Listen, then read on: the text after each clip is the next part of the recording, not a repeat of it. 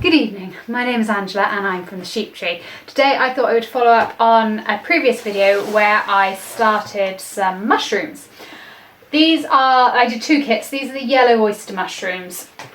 I've got 2 of the 3 holes have actually got mushrooms coming out of them. I think I've made a slight mistake in that I have left them too long before harvesting, especially these ones, because you can see I don't know if you can see, they're starting to sort of dry up there.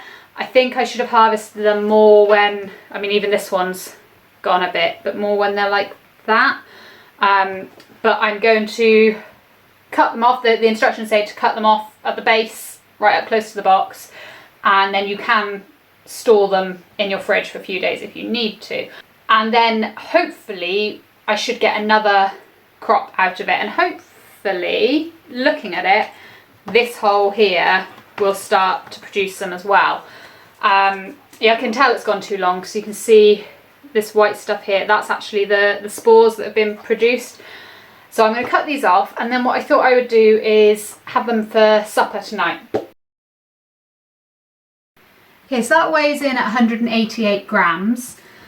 So if we call it 190, I'll note that down. And then when I get, well, hopefully, if I get some more harvest off of it, I'll add it to that. Obviously, that includes the thick stemmy bit, but I will probably eat that as well. I expect I'll probably just eat those ones, the older looking ones, for dinner tonight. And these, it's said to store it ideally in a paper bag in the fridge. I don't have a paper bag, but I might be able to find like some greaseproof or something to wrap it in and pop it in the fridge. But yeah, I'm quite happy with those. It's just a shame that I lack experience and I probably should have harvested it a few days earlier. So I've got a few other jobs to do this evening, and those jobs include popping these leeks in the freezer, so those will get sliced and vac packed, ready for freezing. I need to make some pizza dough, and I will make my dough to make the bread rolls to have with the mushrooms later. And then I've also got this that I need to deal with. This is a 5 kilo piece of cheddar cheese.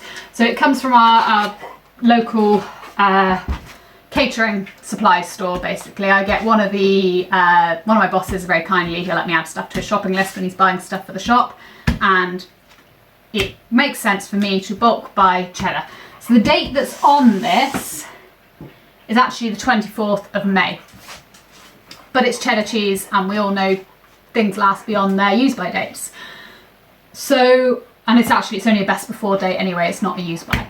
So I'm going to cut this 5 kilo block into half pounds. That's about 500 grams, 400 grams pieces. And then I'm going to vac pack them down individually and write on them the date that I sealed them. Then those can stay in my fridge, and then I only need to open it as I use it. This is a cost-effective way for me to eat cheese. So I will be sorting that, and because I've got the cheese, that's why I'm making pizza. And on the same note of cheese, one of the reasons I'm making pizza and bread is because the night before milk is due to be delivered, so I get my milk delivered on a Tuesday and a Friday morning. And I have a look at what I've got in my fridge. If I've got extra milk, I make something that uses up the last of the milk. So last night I made some soft cheese using cow's milk. And a byproduct of soft cheese is whey. So I save my whey, pop it in the fridge, and then I use it in dough. So tonight when I make my pizza dough and my bread rolls, I will use whey as the liquid. So I think that's covered the basics of what I'm doing. So I'm just going to crack on and get things done.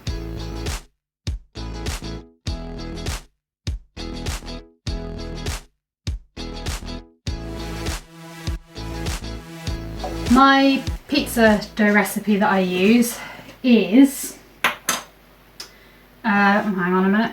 So it's 10 ounce or 280 grams. I don't remember things, they're all written down here.